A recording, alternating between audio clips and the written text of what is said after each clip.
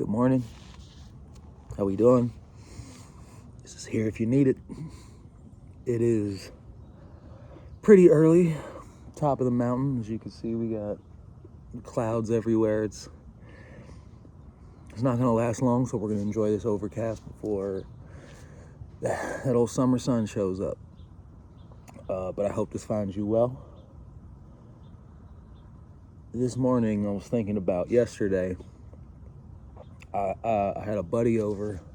We were working on records and we went on a hike, swam, just had like a real summer camp day. And, we were talking about all the things that we talk about on here. I can't help myself. But we were talking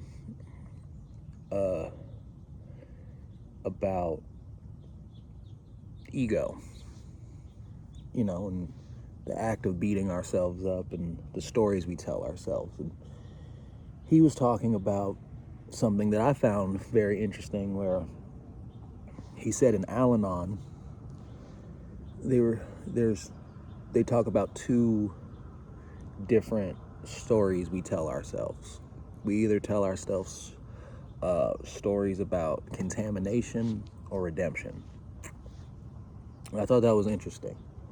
This idea of, either everything's fucked or we're so back. Those are the two stories. Everything is fucked or we're so back. And I thought it was interesting. And he was asking me about my experience with the ego. And it reminded me of something that I had happen to me. I think it was like probably around a year ago. It was this meditation I was in, where I remember I was just beating myself up. I was just in my head, and I remember going into it this intention of like understanding the ego more, because what a tricky thing. When you think about it, it's like we said, it's simple, it's just not easy. Like if this is all we have, if this is who we are, if this is what we get, why are we the best at this, at just being so mean to it, why are we so mean to ourselves? And so yeah, it reminded me of this meditation I had once, where I was in it and I'm sitting there and I just had this like visual of like this glowing snake that was like coiled up inside of me. And I think it was similar to like the one they talk about in like Kundalini and stuff. Maybe I was reading stuff about that at the time, but it was this hissing, glowing blue snake. And it was angry, and it just kept rattling. And I was, I hate snakes, so I didn't want to look at it. I didn't want to pay attention to it. And I was fighting against it. I was like, nope, you're not going to get me. You're not going to get me. And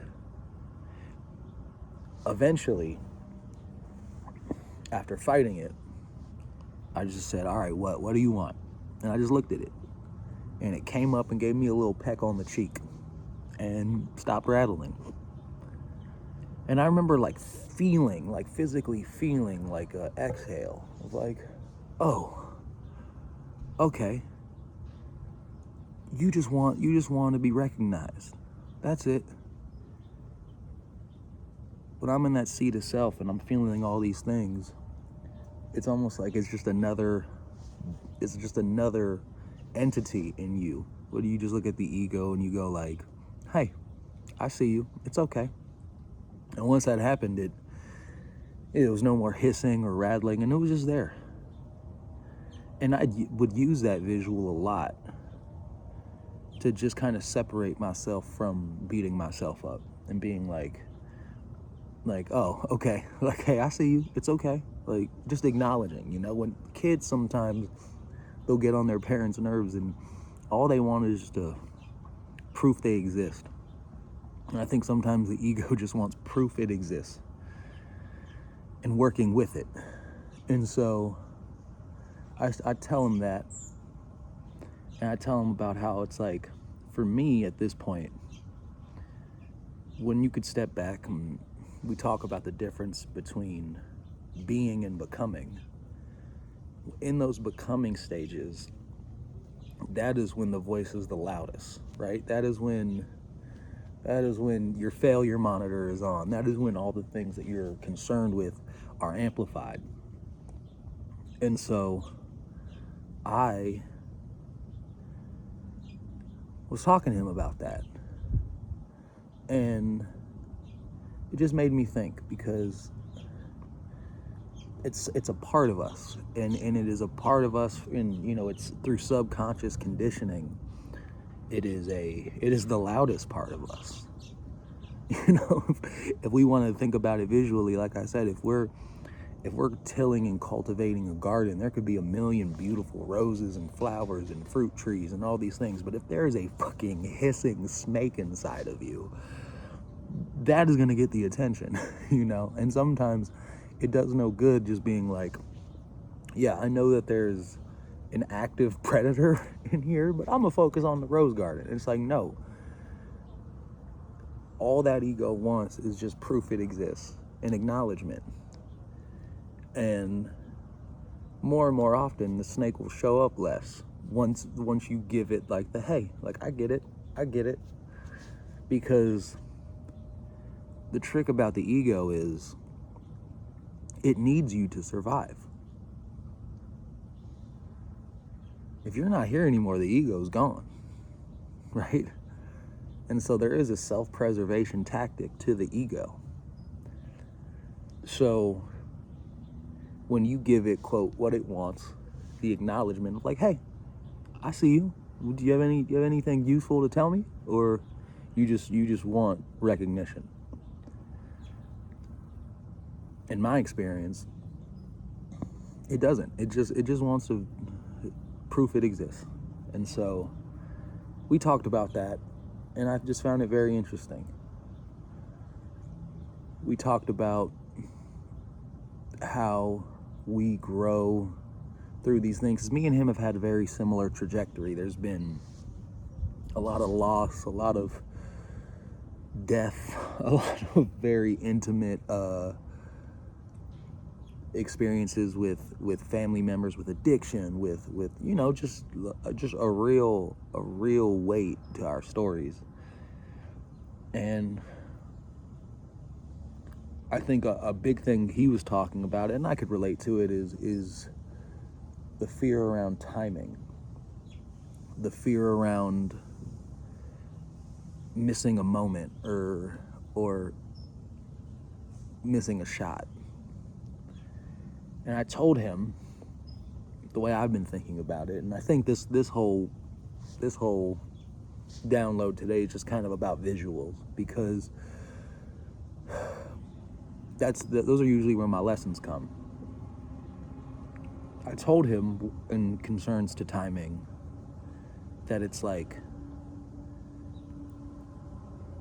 if there's a fruit that is growing and you pick it before it's ripe, it withers away and dies quicker. And for as much concern as we have about being chosen, being picked when we're ripe, I told him, I'm not here to be the fruit. I'm here to be the tree. I'm here to be the unshakable, immovable object that roots itself, that produces, that isn't looking to be picked. And I think that's something that I know he resonated with, but it's one of the most beneficial parts of doing this is it gives me the ability to take these downloads, and by articulating them, receive it even more fully. Like, what they say, if you really want to learn something, try to teach it. And that's usually when a lesson gets solidified. You could poke holes in it. You could understand where your understanding stops. So yeah, I think for all of us, for anyone watching this, for me, those are the two visuals that I take away from yesterday, and I give to you guys to do what you want with. But the ego sometimes just wants acknowledgement, and you can do that. You know, you can say, hey, I see you, little buddy. It's okay. You're here. I get it. We all just want to be heard. And to focus less on being the fruit that is picked by someone else, and to focus on becoming the tree.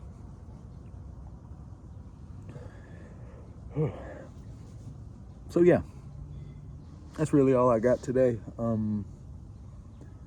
I actually started to see some people watch these and comment, and that's insane. I'm beyond grateful. Yeah. Take that, chew on it, because I'm going to do the same. But let's have a wonderful day. Let's get it going.